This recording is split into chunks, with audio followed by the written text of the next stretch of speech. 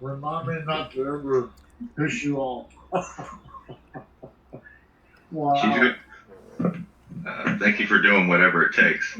Sorry, it was turned the wrong way, but yeah, that was my speech that I gave to the school board right after 128 days had passed, and we still had um, no word on what happened on how the drag queen stuff got brought into our school, because according to the school, they said it was not approved.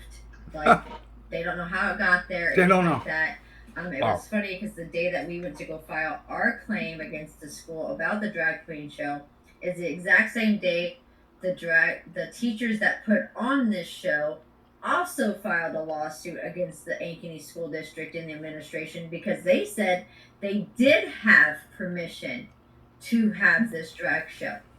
And they actually, in their lawsuit, it actually states that they brought in monetary money for these children to hand to the performers as they were performing. Wow. Tell me what other profession in the entire world hands out money when they're dancing besides strippers?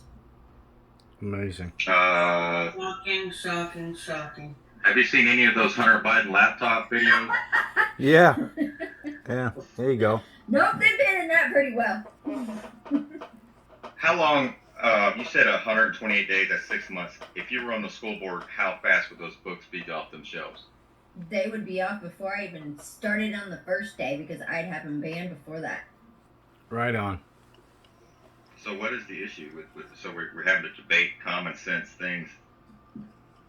Because and again, corruption. There's money involved, and they don't give a crap. No, they don't. They have an agenda. All they care about is your time. Mm-hmm. Time's up.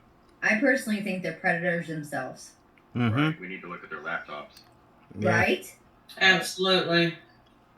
I mean, there's several teachers here in Ankeny that are on our school board that have children that are trans. They work for the public, so their records are public, right? You can get their phone records. You can get their everything. If you put in a FOIA request, Freedom of Information request, I believe. Yep. Yeah, FOIA. Yeah. Yep, it's called a FOIA request, and we've done that, and it was funny because they charged one of the moms over $400 for they gave her the FOIA request because she was asking for any information about what they said about her daughter during the mask, and they made her pay like almost $400 for this little SB card thing that ended up being nothing but blanked out words that meant nothing. And they're like, well, we don't really have anything on you. Like, that's fraud, and it's extorting money. It's against the law.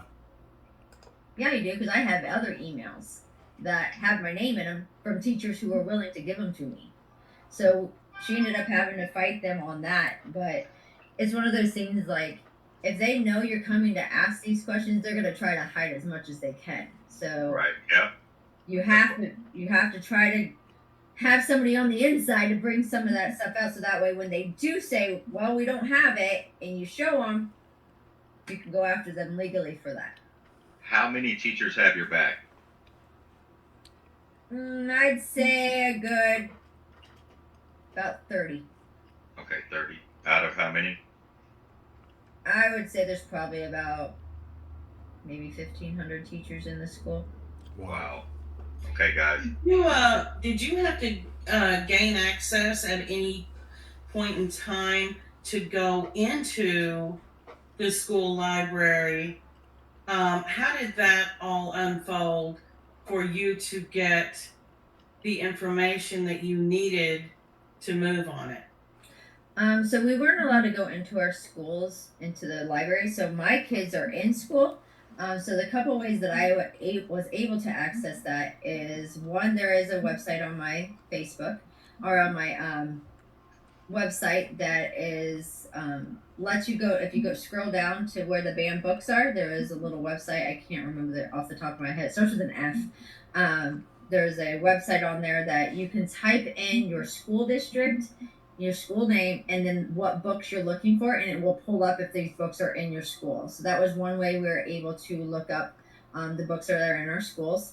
Another way was I just have my kids go to the library and said, "Hey, I need you to go look at this list." There's a list on my website about 50 books that I know that are in public schools that are not supposed to be or shouldn't be. So I just had my kids take that list with them and look it up.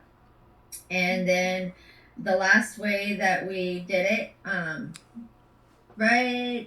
So the inappropriate books. Yep, right there is the inappropriate books, and if you click on that, that's the list that has everything on it. If you need a clearer picture, you can shoot me a text or an email, and I can send out the better quality picture. We were trying to put it in a PDF, but it didn't really come back that way.